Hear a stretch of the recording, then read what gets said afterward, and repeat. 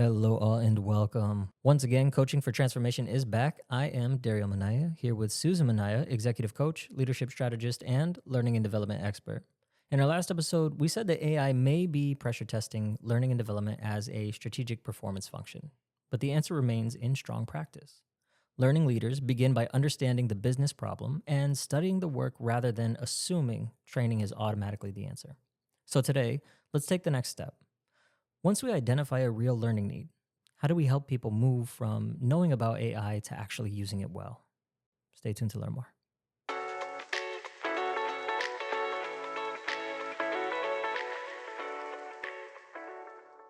Susan, again, welcome back. Hi, Dario. Thank you. Of course. So let's kick off with how we introed.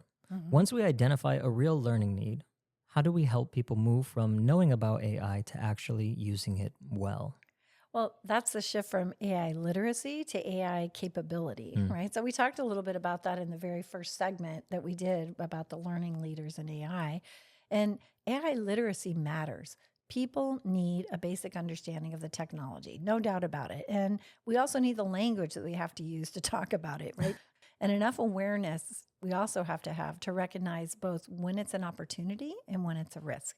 But literacy is really a starting point. It's just the very beginning of our journey.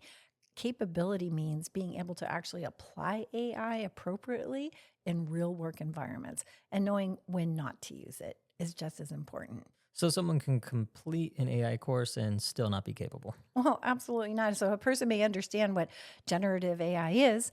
They may know how to enter a prompt and produce something that looks impressive. But the real question is, what happens when they return to the work, right? Can they actually recognize a situation where AI might actually help them in the work environment? Are they able to judge whether that output is useful or accurate enough? And can they see where human responsibility really still belongs in this process overall? You know, knowing about AI is not the same thing as making good decisions with it. So that decision-making component is super important. So the important question I feel here now is what helps close that gap? Practice, but not generic practice. You know, nothing, I think in this point in time, like having authentic experiences is so important. People build capability when they work with a use case that's relevant enough to their real responsibilities every day to require real thinking and apply critical thinking, right? And judgment to it. They need really to make those choices in an authentic environment because it's relevant to what they do every day, be able to say this works, this doesn't, and really decide whether the result actually improves the work. And that's very different from watching someone demonstrate a tool and then expecting to translate it on your own once you get back to the office, or using hypothetical case scenarios and things like that. You can use them to demonstrate effectiveness, but I think you really have to use very realistic, real work use cases for people to be able to get their hands dirty with AI. I feel like you touched on it a bit, but why is the UK so important? Can you expand on that? Sure, because it gives a learning context, right? So I can connect to my brain what I learned with what I do every day. So it's like their synapses are firing, right? A generic demonstration may show us what AI can do, and that's really cool. That's like, have you ever been to a trade show? You watch and you go, oh, that's really nice. You can do that. And you walk away and you don't remember, right? A relevant use case asks whether AI should be used for this work in this organization under these conditions, right? So it's very different. And that's where the learning becomes transferable because people are no longer asking, what could this technology theoretically do? They're asking, would this help us solve this problem, improve this process, or make a decision for us? And sometimes the answer will be no. And that's still a valuable learning experience. Can you give us an example? Well, sure. Imagine a customer service team, right? You know, I have a background in that, Yeah. exploring whether AI could help prepare a response to a complex customer issue. A basic demonstration might show employees how quickly it can do a polished response, build capability, you know, bringing the customer further along and addressing their questions and things like that. But you know what? You and I just had a recent experience with an AI like agent, right, that was trying to help me through a problem that was a nightmare.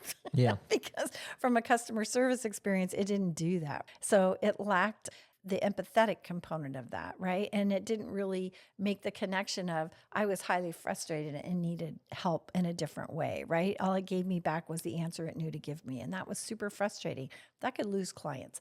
So they also have to consider whether it's appropriate for that situation at all. How far can you take it? Maybe it doesn't, after we reach a certain point of escalation, then we stop. So now they're not simply practicing a prompt, they're practicing judgment within the work. Does that make sense? Yeah, no, it does. And the learning becomes much more meaningful because it resembles a decision they may really face. Exactly. And capability develops when people have a chance to think, try, compare, right? Revise and go, reflect on it. That didn't work so well. That lady was really annoyed. Like you made fun of me, right? Because I was arguing with the AI agent, right? So they need feedback not only on what they produce, but also on how they made the decision. And so that's where use case experiences are really important because they do the challenge, right? That's why it's so powerful. They actually get their hands dirty in authentic work. Instead of treating it as a topic, we allow them to work through a relevant business challenge with enough structure and support to learn from the experience. I mean, this also sounds useful for organizations that are still trying to determine where AI even belongs. It is. And this is a very important point, Dario, because use case learning does not only develop the learner, it helps the organization learn. So a team may begin by exploring a promising idea and discovering that, you know what, AI could really be awesome for this thing, that we're trying to do. Or they may discover that the workflow isn't ready. We're lacking certain data. The data is too dirty, really, for us to be able to use, or the risk is too high. So that exploration in and of itself can surface questions for business leaders and all my posse of IT, legal, security, and governance and everybody before the organization actually invests heavily or moves too quickly. So the use case can be both a learning experience and a disciplined form of exploration. Exactly. And it gives people a safe and structured way to test their thinking, right? But it's still a real circumstance. Like maybe someone had said, let's use AI for this in our organization. You say, okay, let's really think about that. How do we think we do it? And they can see what AI contributes, where it's going to fall short, and maybe what would have to be true for it to be able to actually be used in practice. And so that's much more mature of an approach than either avoiding experimentation altogether or really allowing them to do it without practice. Because what you get in a use case scenario is you get the debrief part where we get to have an opinion and a point of view and we're exercising judgment and decision making, but we also need to say, was that really the best approach? And we can talk about that. So what role does L&D play in designing that kind of an experience? Well, I think L&D helps create the conditions for useful practice. So, as learning leaders, we work with business and governance partners and we choose a meaningful challenge. So what would be something that we could do? How do we clarify the boundaries and make sure that people have enough support to engage responsibly? And then we design the experience so participants have to apply what they know rather than simply repeat information. So it's an iterative learning process as they go through it. And as we discussed earlier in the series, L&D doesn't have to own the AI strategy, but it can help the organization turn an abstract conversation into a really authentic learning experience that's grounded in real work. And I assume, right, the manager still matters once people return to the workplace. Oh, you so know that's true. And so it's great if we go to this event and we had this experience, but if the leader doesn't get it or isn't part of it or appreciates what they learned, the leader should be actually sitting in those use case situations because they're going to learn a lot too. Because if it doesn't stick, the learning event's going to be the only place that they get to talk about AI. So managers don't have to know everything and they have to kind of get that chip off their shoulder that it's not on them to have all the answers themselves, just like L&D doesn't have to have all the answers. Let's learn together. And them being part of that learning experience of the use case is really an excellent way for the team to kind of bond and begin to grow in their capability set as they begin to apply those important skills with AI implementation. So how should L&D measure whether capability is actually developing? Well, we have to look beyond attendance and completion, right? I was a little disappointed in a recent survey of the learning industry that find out that the biggest thing people still measure is butts and seats and and how many people signed up and if Yeah. they were happy. That's just sad to me. But those measures tell us who participated, but they don't tell us whether people can apply what they learned. Those are meaningful metrics that L&D should be working towards. And the better evidence comes from the work itself. So can people demonstrate sound judgment in a realistic use case, right? How did they demonstrate that? And can they explain why they chose to do it or why they didn't, right? So here's where the judgment and critical thinking, decision making all become very, very critical. And also, can they produce something useful and still require what still needs a human intervention to be able to do it? So the measurement does not need to become overly complicated, I don't think, but it should follow the learning into application. All right. So the goal is not simply to say, we trained 500 people. Right. Pat on the back. Good job. No. I hate that. The more meaningful question is whether people are becoming better, able to use AI in ways that improve performance without giving up judgment or accountability. Completion is evidence of participation. Application is evidence of capability. And that's why you care. I love that.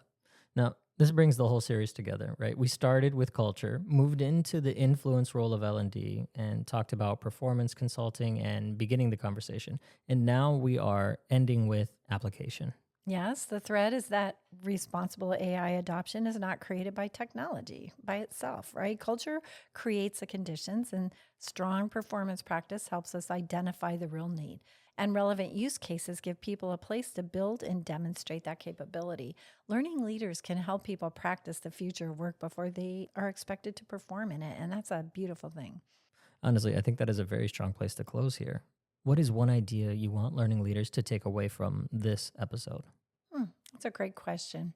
We've covered a lot of ground Yeah. in this, and not only for the culture, but with the L&D 3 sessions that we did. And I think we have to recognize that AI literacy gives people a foundation, but capability is really built through relevant practice. And that's where L&D steps in, right? So don't stop with information. Give people an opportunity to work through these meaningful use cases and exercise judgment. Give feedback and learn what responsible application looks like in your organization. And L&D, leaders and team members, they're the people that can architect those experiences. No one else can do that. So they should be so excited for that opportunity. And that is how AI knowledge really begins to become AI-enabled performance in an organization. Susan, this has been an important series because it brings together several conversations that organizations can no longer really afford to keep separate. We began by exploring culture, right? How AI will amplify the culture an organization already has, how culture operates as a system, and how the behaviors leaders reinforce or tolerate become part of that system. We then turned to capability and the role of learning and development. We talked about why L&D does not need to own AI to influence how it is adopted, how AI is pressure testing L&D as a strategic performance function, and why learning leaders should not wait for an invitation to begin the conversation. And today, we brought those ideas into practice. AI literacy may create awareness, but capability is built when people can apply what they are learning to relevant work through real use cases, guided exploration, reflection, feedback, and human judgment. Yep. These are burning platform times for learning and development. The pace of AI change is accelerating, to say the least. The work is evolving, and organizations need more than technology implementation. It's not the answer to all, right? They need a thoughtful strategy for how leaders and employees will learn, adapt, and perform in this new environment. That was a great recap, Dario, of all the sessions that we've covered. And I think these are such important highlights for people to know. So thank you for that. Of course. And honestly, this is where Minaya Learning Global Solutions can help. MLGS partners with organizations and learning development leaders to clarify learning strategy, diagnose capability needs, strengthen leadership, and translate business priorities into meaningful learning and performance solutions. That support includes learning strategy and consulting, leadership development, and the design of AI learning experiences that move people beyond awareness and into responsible, applied capability. Amen. Because organizations do not simply need people who know more about AI, right? They need leaders and employees who can use it thoughtfully, exercise sound judgment, and apply it in ways that strengthen performance, culture, and the business. And strong learning and development leaders have an essential role in making that possible. To learn more about how Minaya Learning Global Solutions can support your organization, connect with Susan or visit MinayaLearningGlobalSolutions.com. Susan, thank you so much. This has been a timely and very important discussion. Thank you so much, Dario. What a great recap. And thank you for sharing like how we can help support organizations as they go through this journey, and also especially the learning and development function. And I hope it helps learning leaders recognize that they already bring such a great deal of what their organizations need right now.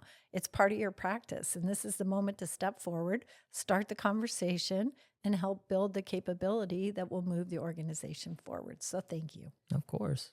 And once again, thank you to all of our listeners for tuning in, and we hope you gained some insights. Until next time.